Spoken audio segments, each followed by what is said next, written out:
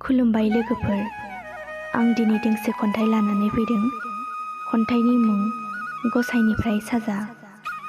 खन्थाइखौ लिरदों मन्दिरा बर' आरो खन्थाइखौ आवरायदों जावलिया सिमां।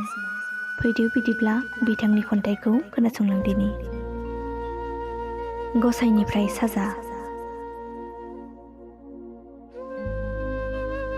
मावबोला गसाइनि नोजोराव गनायथावै गोरोन्थि, सरजाबफायै आखल, अननायनि बेरेखायै अननाय गैयै फोथाय खेबस'नि गोरोन्थि, अब्लानो मोनगोन नों गसाइनिफ्राय साजा। जोबस्रांलांगोन पापजों आबुं जानाय गोसोनि गासै नुनाय सिमां।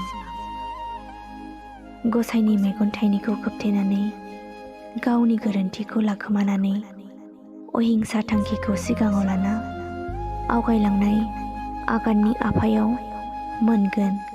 मोनगोन अरायबो बिस गोनां सु।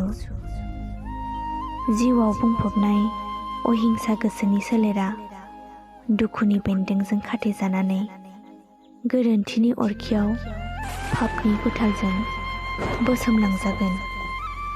पापनि फिथाइ महरै गसाइनिफ्राय मोननाय साजाया नुनाय अहिंसा सिमांखौ गोरोन्थिनि अरखिजों फोजोबस्रांनानै दुखुथिया महरनि हाथफ्ला खालामनानै जिउआव सोरांख' हायै खोमसिनि लामा दिन्थिनो हागोन। एसेनोसै, गोजोन्थों। भिडिअखौ मोजां मोनदोंब्ला लाइक, शेयार आरो कमेन्ट खालामदो। लोगोसे जोंनि जावलिया सिमां इउटुब चेनेलखौ साबस्क्राइब खालामदो आरो फेसबुकआव नायदोंब्ला जोंनि जावलिया सिमां फेसबुक पेजखौ लाइक, फल' खालामदो। एसेनोसै, गोजोन्थों।